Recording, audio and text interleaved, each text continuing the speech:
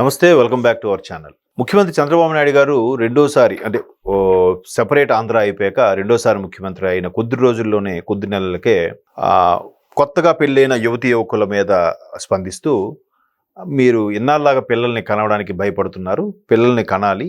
మనకి జనాభా తగ్గిపోయే ప్రమాదం ఉంది. అలాగే చట్టసభలకు కూడా ఇబ్బంది కలుగుతున్నాయి.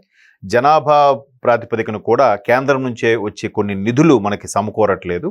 సో కనండి అని అంటే, కొంతమంది ఇప్పుడు అంత ప్రసవ వేదన ఎవరు పడతారండి, పైగా అన్ని సిజేరియన్లు టెక్నాలజీ వచ్చినా కూడా దానికి కూడా ప్రసవ వేదన పడడానికి ఇష్టపడని శరీర తత్వాలు కూడా ఏర్పడ్డాయి ఇప్పుడు. సో మొత్తం మీద ఆయన మరొకసారి దీని మీద స్పందిస్తూ ఒక సర్వే రిపోర్ట్ కూడా తెప్పించుకున్నారట. ఆ సర్వే రిపోర్ట్లో ఒక పిల్లడు చాలు అనుకున్న వాళ్ళు 57% మంది ఉన్నారట.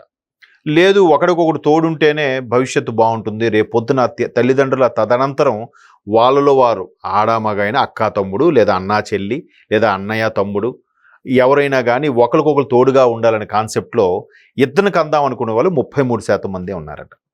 అసలు పిల్లలే వద్దు అనుకునే వాళ్ళు కూడా ఉన్నారట. బట్ ఆ పర్సంటేజ్ చాలా తక్కువ.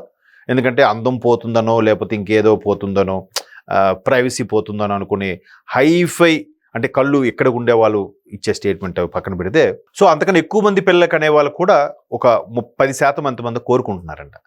సో దీనివల్ల కొన్ని పరిస్థితులు బాగున్నా కూడా సోషల్ మీడియా వేదికలో మాత్రం కొన్ని వైరల్ అవుతున్నాయి. ఏంటంటే జనాభా పెరుగుదల అంశము, చొరబాటుదారుల అంశము, కొంతమంది గంపెడ పిల్లలను కంటూ ఉంటే ఇక్కడ రాజ్యం పరిస్థితులు మారిపోతాయి, మనకి ఉన్న భూమి తక్కువే, జనాభా పెరిగిపోతే ఇబ్బంది అవుతుంది, ఇప్పటికే భారతదేశ జనాభా ప్రపంచంలోనే అత్యధిక జనాభా గల దేశంగా అవతరించింది, చైనాను దాటేసింది, ఈయనేంటి ఇలా అంటున్నారనే విమర్శలు కూడా కొన్ని వినిపిస్తున్నాయి. బట్ ఆయన దృక్కోణంలో ఆయన చేసే విమర్శ ఖచ్చితంగా దూరదృష్టితోనే ఉంటుంది.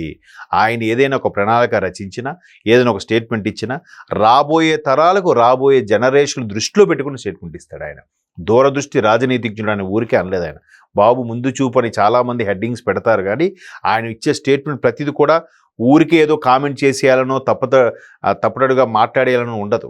దానికి డెప్త్ అనలైజ్ చేస్తే ఎన్నో రిపోర్ట్లు, సర్వేలు తెప్పించుకునే ఆయన స్టేట్మెంట్ ఇస్తాడు తప్ప ఊరికే ఇవ్వడు. ఎందుకంటే చాలామంది బ్యాచిలర్గా ఉండడానికి ఇష్టపడుతున్నారు, కొంతమంది పిల్లల కనకుండా ఉండడానికి ఇష్టపడుతున్నారు, కొంతమంది పెంపుడు జంతువులు పెంచుకుంటున్నారు తప్ప ఇలాంటి పరిస్థితుల్లో జనాభా తగ్గితే ప్రమాదం ఏర్పడే పరిస్థితులు ఉన్నాయి కాబట్టే పిల్లలు కనమని వేరే కోణంలో చెప్పుండొచ్చు.